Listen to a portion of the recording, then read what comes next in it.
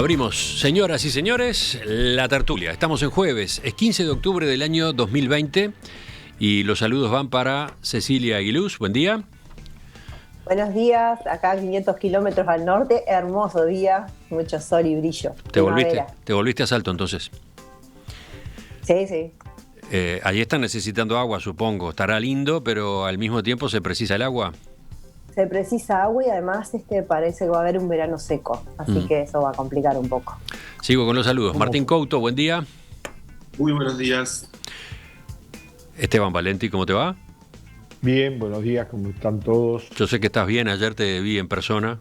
Sí, ayer me fui a visitar mi casa de 16 años, por lo menos los jueves. Estamos pensando a ver cómo hacemos para recuperar la presencialidad, por lo menos de alguna forma, en las tertulias. ¿Decías? Encontré los mismos personajes de siempre. Bueno. Daniel súper bien, el último, ¿cómo te va? Bien, buenos y colorados días para todos. A ver, explícate, no te van a entender algunos oyentes. No, nada, ayer en una final muy linda me reconcilió con el fútbol Rentistas, porque salió campeón por primera vez. Y se vio en el estadio, se vio algo que generalmente en el fútbol profesional no se ve, ¿no? O sea, festejando como si fuera un cuadro amateur el triunfo. Y nada, con el técnico muy folclórico, abrazando a los jugadores. No sé, me encantó el fútbol que transmitió, lo que se transmitió ayer con esa victoria de Rentistas. Lamento por los hinchas Nacional, pero fue muy lindo para el fútbol. Y el golazo, porque el gol fue absolutamente de antología. Y se perdieron uno por comilón. Lindo cimbronazo para el fútbol uruguayo, ¿no? Sí, la verdad que sí. Aparte es una sociedad anónima deportiva, con lo cual cambia el modelo. Es bien interesante lo que está pasando con Torque, con Rentistas y con algunos otros cuadros. Bueno, por supuesto, ya hemos saludado a la hinchada que tenemos asociada a Rentistas, a los bichos colorados de nuestra audiencia, pero otra vez acá va el abrazo desde acá. Había un defensa que tenía mi edad. Bueno, vamos al primer tema que tenemos en el menú. La Asamblea General votó ayer por unanimidad, 117, la reelección de Juan Miguel Petit como comisionado parlamentario para el sistema carcelario. Legisladores de todos los partidos destacaron el trabajo de Petit, que recibió una ovación de pie cuando ingresó al plenario de la Cámara de Representantes para iniciar su segundo periodo de gestión. 117 en 117, afirmativo.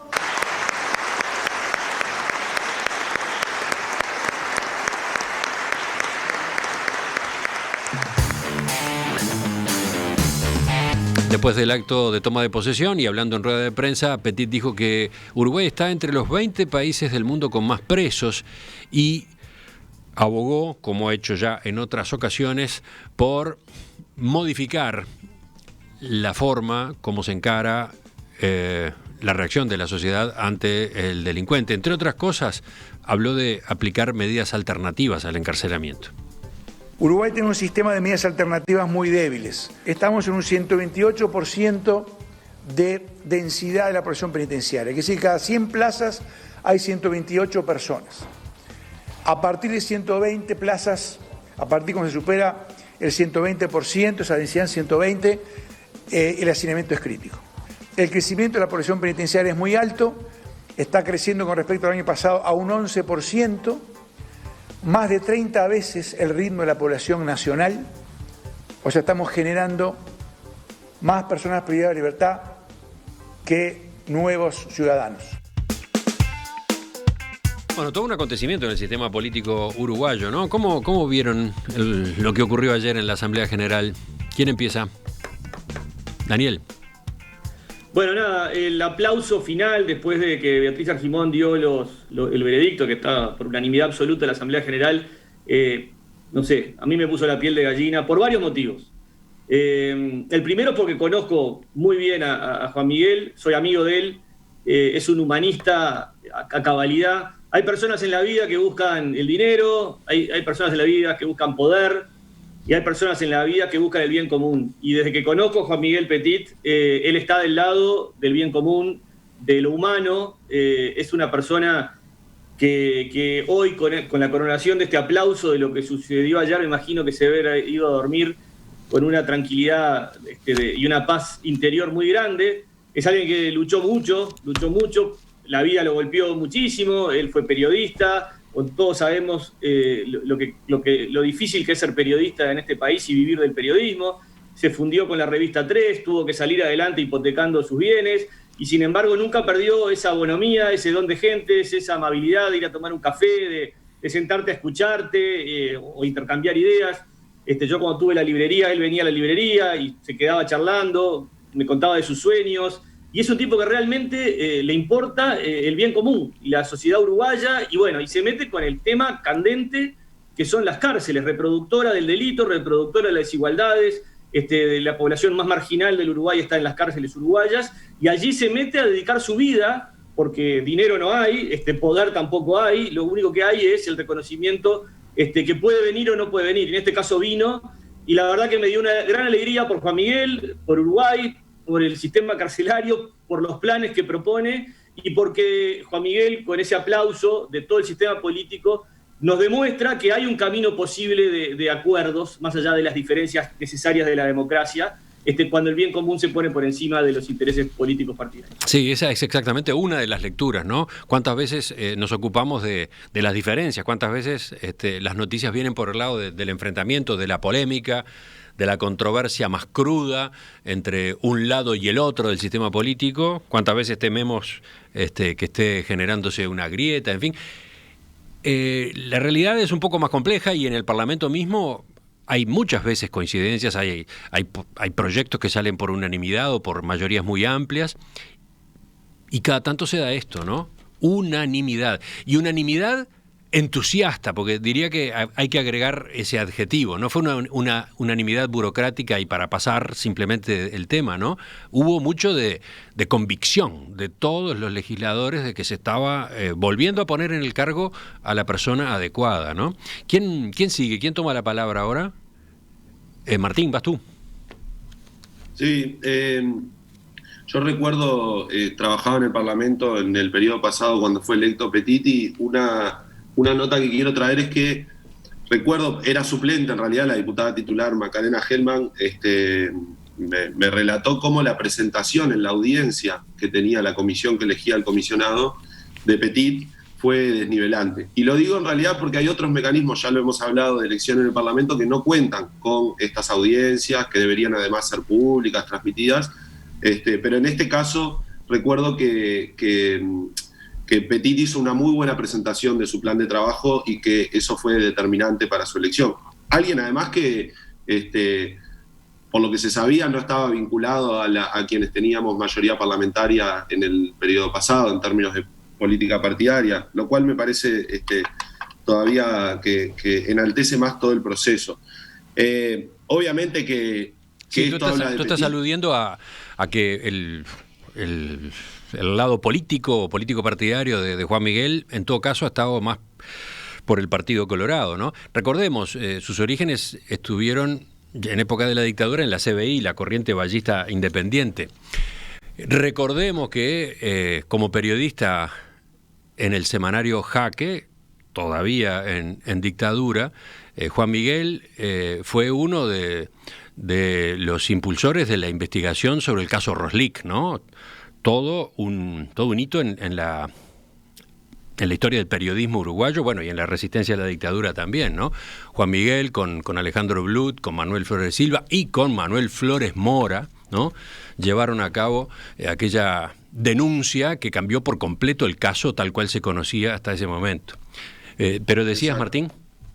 Sí, no, y lo otro que quiero apuntar es, bueno, Petit fue electo por unanimidad y dijo cosas duras. Y dijo cosas duras sobre las decisiones del sistema político. Nosotros tuvimos, esto que dijo, en este año un aumento del 11% de la cantidad de presos. Tenemos 12.915 presos. Es imposible asegurar un sistema carcelario que no tenga hacinamiento, que tenga políticas de habilitación para la convivencia democrática, etcétera, etcétera, con este nivel de presos. Entonces, y él lo dijo. Y acá hay cuando él plantea, bueno, hay que desarrollar más y mejor las medidas alternativas a la privación de libertad, lo que interpela es al sistema político que una vez sí y otra también, desde hace décadas, la única solución que se le ocurre es la de aumentar penas y aumentar la cantidad de presos y la cantidad de tiempo que están presos las personas. Entonces me parece que si de verdad esos 117 votos significan algo más que el reconocimiento de la persona de Petit, y por ejemplo se lo escucha, bueno, el sistema político debería reflexionar muchísimo y encarar debates incómodos con la sociedad, porque no es cómodo explicarle a la sociedad que es inviable un país en donde tengamos esta cantidad de presos por habitante. Ya quedó dicho que Juan Miguel Petit ha sido periodista, ha sido editor de varios medios de prensa, Jaque, Revista 3, por ejemplo, pero bueno, su profesión es abogado. Fue director del Consejo del Niño y del Instituto Nacional del Menor. Esas fueron responsabilidades que ocupó en el primer periodo de gobierno después de la dictadura. Fue después también relator especial y asesor en derechos humanos de Naciones Unidas. ¿Quién sigue? Cecilia, ¿tú lo conociste de cerca en tu época de parlamentaria? Sí, yo creo que lo de ayer es muy importante. Es muy importante en dos aspectos. Uno, el reconocimiento de la persona de Juan Miguel Petit, y otro tiene que ver con la señal política que me parece que se dio en un tema que a veces es difícil de abordar políticamente. Es difícil, a los parlamentarios a veces no les gusta mucho que se les enrostre cosas de lo que a su mismo momento están tomando decisiones, y es un poco el papel que hace Petit dentro del Parlamento. Yo tuve la oportunidad de trabajar en los 5 años pasados bastante de cerca con él. Organizamos el año pasado además la creación del capítulo Uruguay del Instituto Latinoamericano del Ombudsman, que tiene que ver también con estos mecanismos internacionales de derechos humanos, en los que Juan Miguel Petit no solamente trabaja, sino que genera una literatura impresionante. Si uno lee los informes de él, que además son muy vastos y tienen datos concretos en el Parlamento, sumado a una visita de cárceles, uno recién ahí logra tener una total dimensión del gran problema que tenemos nosotros en derechos humanos en lo que tiene que ver con el hacinamiento carcelario. Y Petit tiene un rol importante, porque Petit es el que muestra no solamente en la práctica, sino en la teoría esto. Por lo tanto, a mí me tocó, estando ahí en el Parlamento, a cualquier hora lo llamaba, si no estaba en su despacho, estaba en alguna de las cárceles, en alguna visita. O sea, es un hombre full time, 24 horas, y una persona que no se contaminó con esta lucha política que hay dentro del Parlamento. Es un palacio con legisladores, todo el mundo piensa distinto. Además, hay fuerzas ahí adentro que siempre van tirando para un lado y para el otro, y él supo ganarse el espacio. Así que me parecen esas dos cosas, la señal y el reconocimiento. Esteban, faltas tú.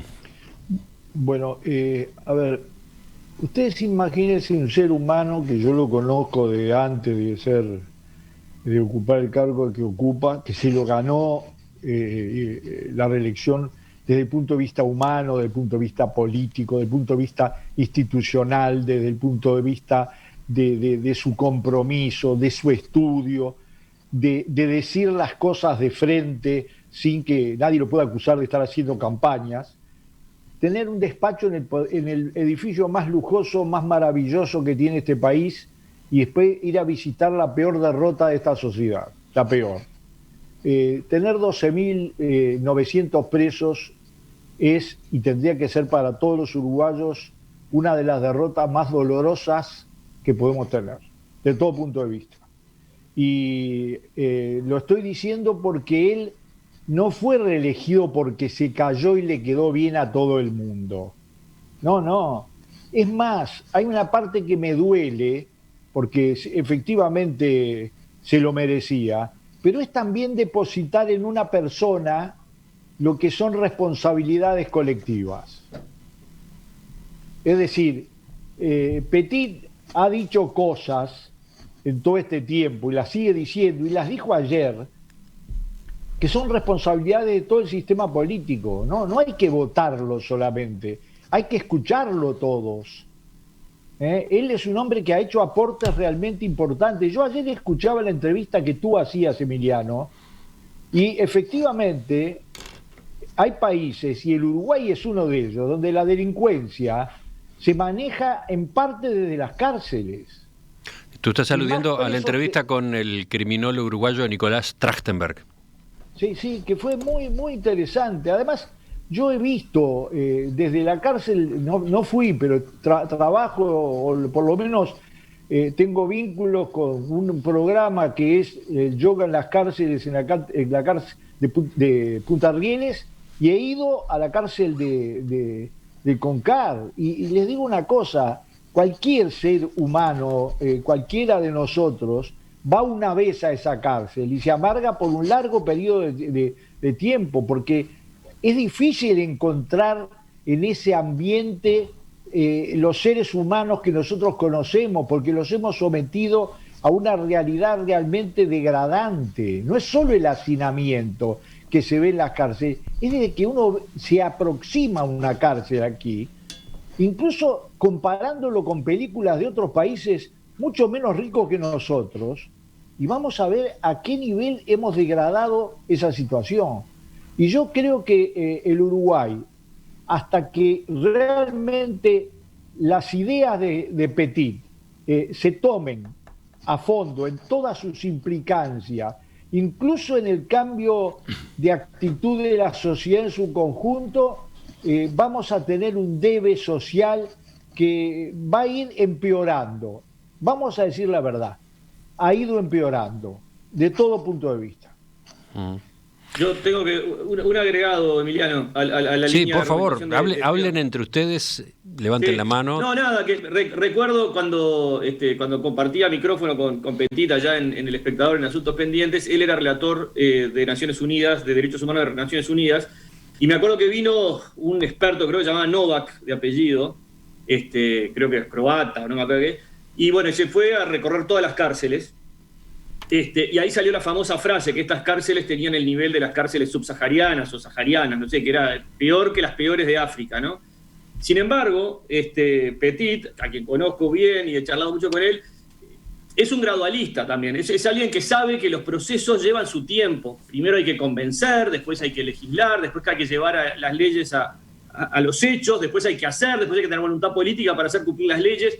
Y por lo que he escuchado a Juan Miguel estos últimos tiempos, muy bien, la situación está complicadísima, pero también cambió muchísimo la delincuencia, con el tema del narco, con el tema de la marginalidad, y a pesar de que está todo muy mal y que tenemos unos índices horribles de presos, yo creo, escuchando a Petit, de donde me nutro, que han habido pequeños avances en varios lugares de las cárceles, no en todas, hay muchísimo para hacer. Ahora abrió una oficina del MIDES adentro de las cárceles. Juan Miguel mismo dice que hay algunos lugares donde las cooperativas de presos están funcionando un poco mejor, hay otras cárceles que ediliciamente han mejorado un poco, o sea, lentamente creo que ha avanzado un poquito la cosa. No alcanza, ¿no? Estamos lejísimos, sí, estamos lejísimos, pero bueno, como dice Esteban, que este aplauso y esta unanimidad no se quede en un aplauso y en Juan Miguel ocupate, porque él evidentemente solo no va a poder, acá se necesita dinero, se necesita voluntad política, se necesita acuerdos y se necesita cambios de la mentalidad con lo cual tratamos a los presos toda la sociedad.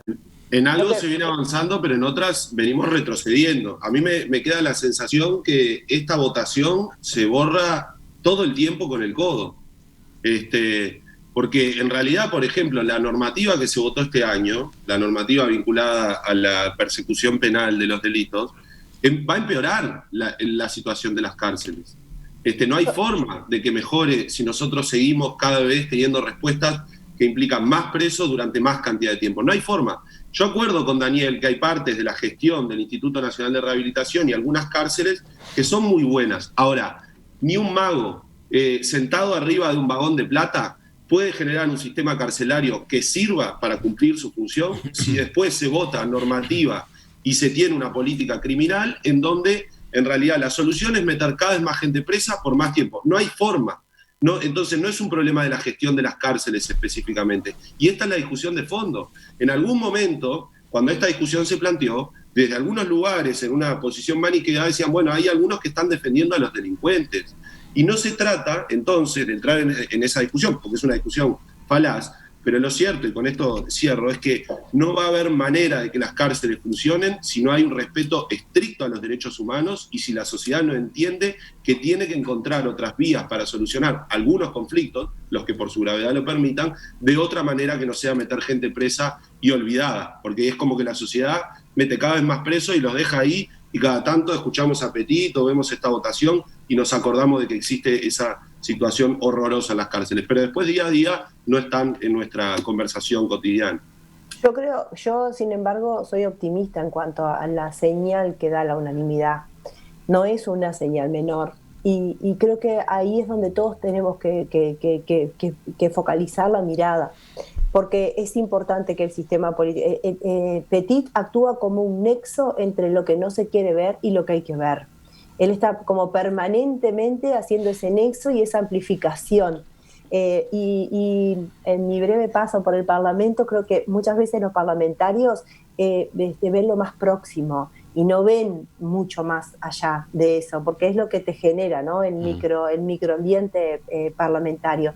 Por lo tanto, creo que la visión de Petit y haber logrado esta unanimidad tiene una señal importante desde el punto de vista político. Y los informes anuales de Petit, cuando uno los lee, cuando uno los ve, se da cuenta que hay una gran diferencia entre lo que es la aplicación del derecho penal y lo que es la aplicación de los derechos humanos. Y ese nexo es, me parece a mí, el que Petit con mucha claridad lo dice, pero a veces con poco entendimiento de la otra parte. Por eso creo que es importante y soy optimista en cuanto a esta unanimidad. Para mejorar los derechos humanos del país no hay que tener una mirada miope, por lo tanto hay que mirar a todos los temas. Y el tema carcelario es uno de los temas importantes que tenemos y un debe que todos tenemos. Sí, una aclaración por las dudas, ¿no? Puede pensarse, a veces se piensa, en la sociedad existe, creo, en algunos sectores, el prejuicio de que, bueno, acceder a un cierto cargo público, a una cierta responsabilidad pública es un privilegio, ¿no? Es pasarla bárbaro, ¿no? Mirá, se acomodó, ¿no? Ahora es comisionado parlamentario para el sistema carcelario. Es una tarea pesadísima la que está asumiendo. Yo no sé cuántos hay dispuestos a asumirla, ¿no? Este es un buen ejemplo de servicio público in extremis, diría yo, ¿no? Es tener que enfrentar todos los días una realidad amarga que golpea el alma de cualquiera que recorra buena parte de las cárceles del Uruguay, y no solamente soportar ese panorama, sino actuar, ¿no? Trabajar para cambiarlo, entre otras cosas para generar conciencia, como decía Cecilia, en el Parlamento, nada menos que en el Parlamento hay que generar conciencia a propósito de lo que ocurre allí en esos establecimientos. Es dura la tarea que tiene por delante y que ya llegó a cabo, ya ejecutó, pero ahora quiere seguir llevando adelante Juan Miguel, ¿no? Esteban. Bueno, ese es otro lado de este mensaje, ¿no? Que tiene dos características. Uno, que hay funcionarios que realmente están al servicio de la nación. Y este es uno. También porque está sometido a la renovación por parte del Parlamento. El cargo en sí mismo tiene esa virtud. Es decir, tenés que ser elegido, te lo tenés que ganar. Eso es política, eso es inteligencia.